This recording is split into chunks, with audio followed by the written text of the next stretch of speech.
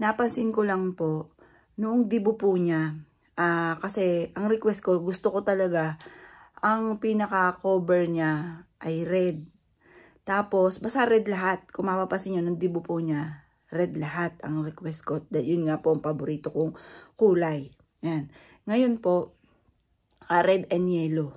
Ngayon po, kung mapapasin nyo po, yung mga cover niya, kulay itim. Yan po yung gawa doon sa ano. Tapos, yung pinaka-background na, makaka-copyright po kasi ako. Pero kung maririnig nyo po, siguro sa isang page ko, na pwede kong i-forward po yun. Ay, parang horror po yung pinaka, ano ng tunog, yung, ganoon po. Tapos malungkot. Tapos yung parang yung sa horror ba, yung tunog-tunog na gano'n. Doon ko lang siya napansin. Pero nung una pa lang, nung pinaano sa amin yung pinaka-video, parang napaisip ako ko, ba't kaya ganito ang tunog? Parang ang lungkot, imbis na masaya. Ayun nga po, parang hindi na ako nagtanong sa ano kung bakit gano'n. Pero nagre-request ako na parang i-recover yung ano ko, ako yung magbibideo ng masaya kasi parang ang lungkot ng pinaka-sounds po niya. Ayan. Ngayon po, ito po, bale, 2 album po yan ng dibo po niya. Ayan po ngayon, dibo po niya. Tapos, ito din. Marami rin po mga, napansin ko po, marami rin mga sign kasi, yun nga po yung cellphone po niya, hindi namin alam yung password. Ngayon, buti na lang sinabi niya sa boyfriend niya. Tapos, marami po siyang mga iba pang cellphone na may hinahanap po kami dahil doon naka-input nga yung kanyang YouTube channel at saka sa mga TikTok. Lahat po di hinahanap po ng mister ko. Ngayon, parang naisipan lang ng mister ko, hindi siya napasok po dito kasi natatakot nga po siya. Duwag po yun eh. Pero ako hindi ako natatakot. Gusto ko pa nga po magpakita sa akin yung anak ko, magparamdam siya. Ayan, nilalamig yung pa ako. Ngayon po, maaari niya just Joey Lee. Ngayon po, biglang naisipan niya na magpasok siya ng sapatos. Tapos, pero ako mamaya magpapasok ko ng sapatos kasi lahat ng mga sapatos niya, halos lahat yung kanya ay nandoon sa malapit sa pintuan. Ayan, magpapasok ko na siya dito. Nilinis ko lang po siya para pag pinasok dito, malilinis na siya. Tapos, biglang di nagpasok po siya. Biglang may parang nag-notip. Inahanap namin yung cellphone na yon. Ang galing ng anak ko, nakaka-ano siya, parang nandyan siya talaga. Pag kinausap mo, sumasagot po siya. Halimbawa, anak, magparamdam ka, mararamdaman mo nandiyan siya. Minsan, may mga ngamoy, na bulaklak, yung ganon. Tapos, or kaya may mga magbabarog ng yung mga takip po ng mga pinggan, ng mga takip ng mga kaldero, yung ganon, lagabagan, yung ganon. Basta magsabi ka lang sa kanya. E di, nag-aano nga po kami, nasa kaya yung cellphone niyang ginagamit, yung ganon. Tapos biglang nag-notif dito, nakataklob pala sa ilalim ng mga damit po niya, na tambak-tambak malamang yung mga sinukat niya na hindi na nagustuhan, na suotin. Ayun po, tambak-tambak po doon. Akala niyo po nag-notif bigla, kaya nakita ng mister ko. Tapos nung na-open po namin, ayun nga po, naka-note lahat, parang ano po niya, parang may sign na naka-note lahat yung mga password po niya sa TikTok, sa Facebook, sa YouTube. Lahat po naka-note po doon. Ayan, doon sa mismong cellphone na hinahanap na nag-notif noong araw na yon. Na sabi nga ng anak ng mister ko, salamat anak at hindi mo kami pinag-alala. Yun. Tapos, yun nga po, ito nga po yung ng dibo po niya. Tapos ito ng dibo po niya.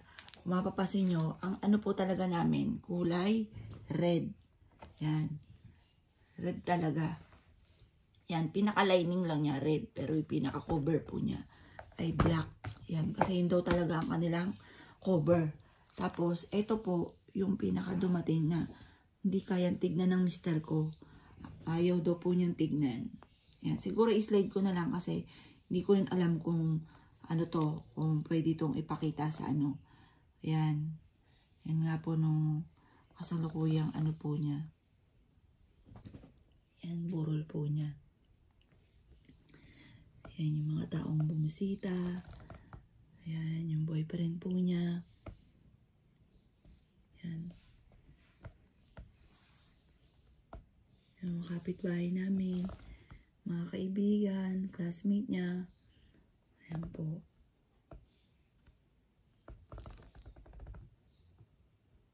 Ayan. Ito yung pinaka anong tagpo. Ito. Na napakasakit. Kinuha ko po dito yung pera. Yung inipit ko sa ano ng kamay ko. Ay, sa kamay ng anak ko. Na napakalamig. Parang yelo ang kamay. Na napakatigas. Ayan. Sobrang sakit. Ito yung boyfriend niya. Hindi kayang tingnan ng mister ko to.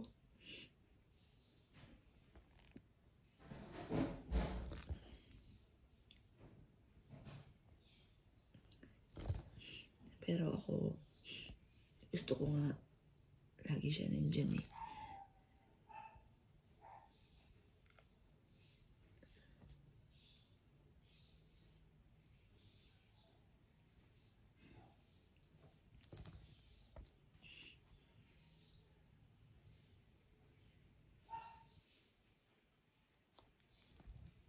Ayan, ngayon lang po namin ito na-open.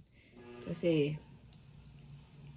natatakot nga daw po yung mister ko. Kaya, ngayon lang na-open tong album. Ayan, hindi ko lang po alam kung pwedeng ipakita. Kaya nakaganyan na lang po.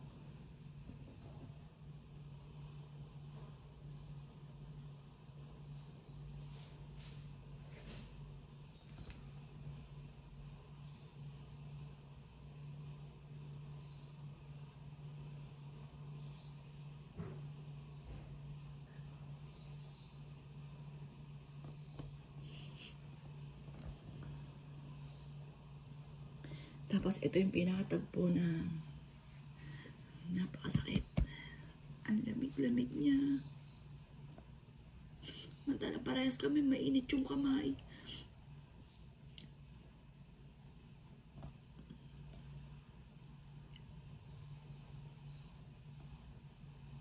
Ito yung pinakalas na.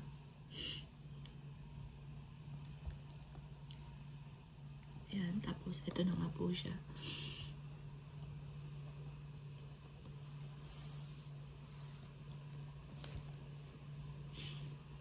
Ayan.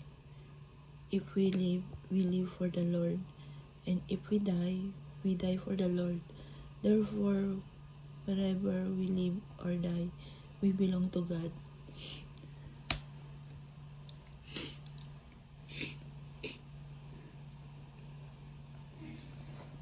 Ayan.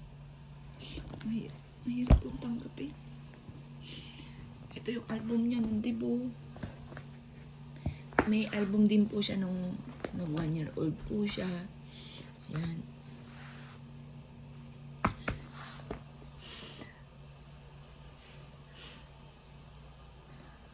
Siguro po kung may sakit yun si Jovelyn, yung alam ko na kumbaga matagal na siya na may sakit, na ginagamot po namin siya, tapos pumanaw po siya, parang mauunawaan ko pa eh, kasi alam ko may sakit siya. Yung ngayon, ang hirap ang tanggapin kasi ang bilis.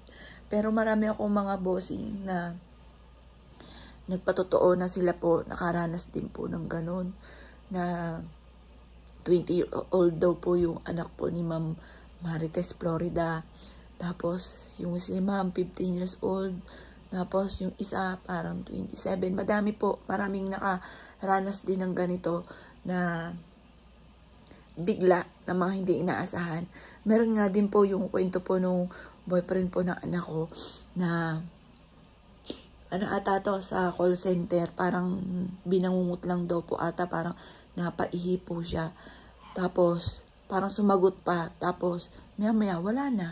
Pero, kumain pa ata ng tanghalian. Tapos, papasok siya ng alas 6. Parang natulog lang kasi panggabi. Yung ganun, yung mga hindi inaasahan. Yun lang, talagang napakasakit. Pero, siguro kung ano, nagsusulo ako sa buhay, parang magpapahiga-higa na lang ako. Parang hindi ko kayanin.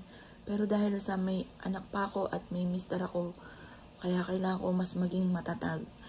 Kailangan ko maging matatag, kailangan ko makamove on. Ayan.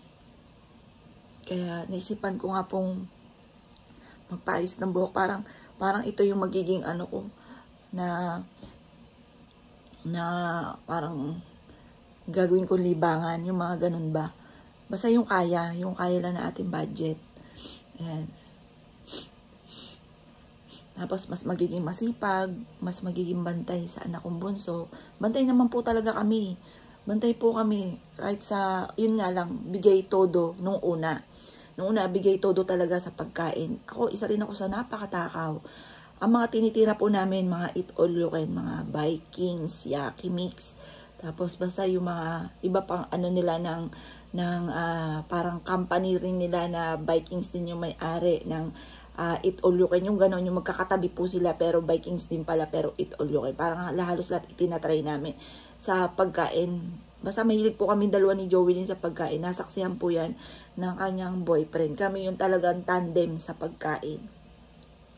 Ako, malakas talaga rin ang kumain. Pero tingin ko, dahil maraming ang mga tinatago ang anak ko, siguro, kagaya ng sinabi nga ni Dr. Willie Ong, ang pinaka magti-trigger sa may diabetes ay stress.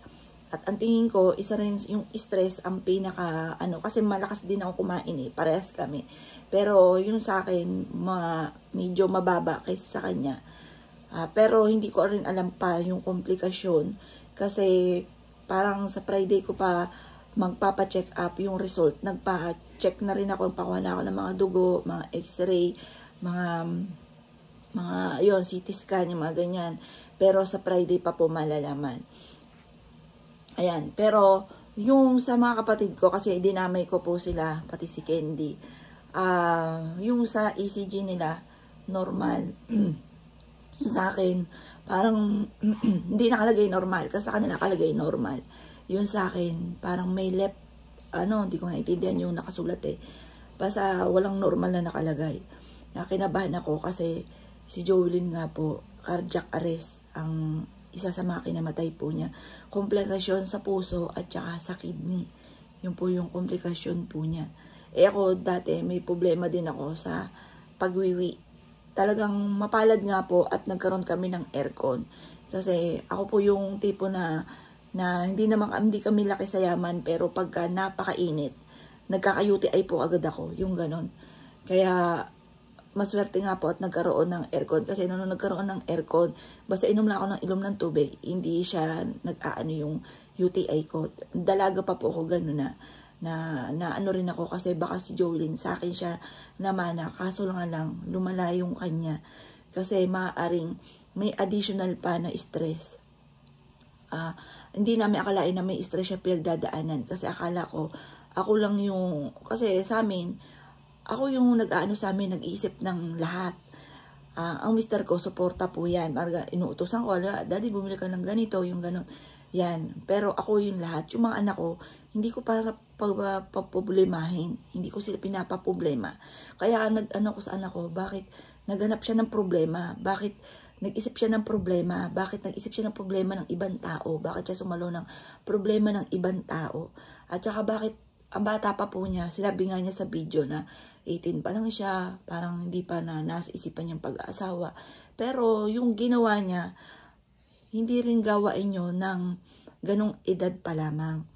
Yan. Pero kung nalaman ko yun, kamisan, sa mga nag-share sa akin ng mga nakakaalam, gusto ko magdamdam, gusto ko silang sisihin. Kaso lang, kasi hindi nila sa akin sinabi na sana nalaman ko kung ano yung mga pinagdadaanan ng anak ko. Kaso nga lang, wala na tapos na wala na anak ko.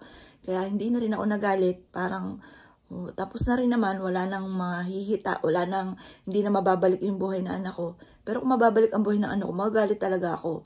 Ngayon, wala na rin ako magagawa.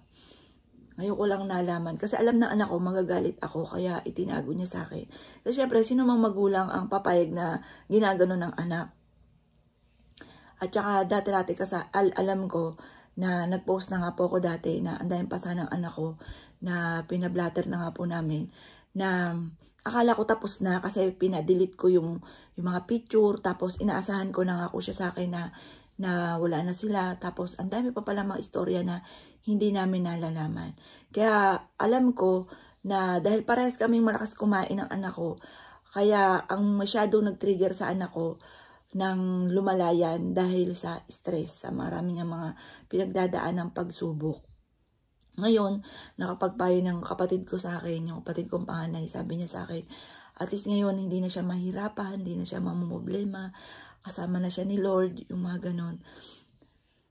Ayun po, kaya parang yun, napanatag na rin ako, wala nang mananakit sa kanya.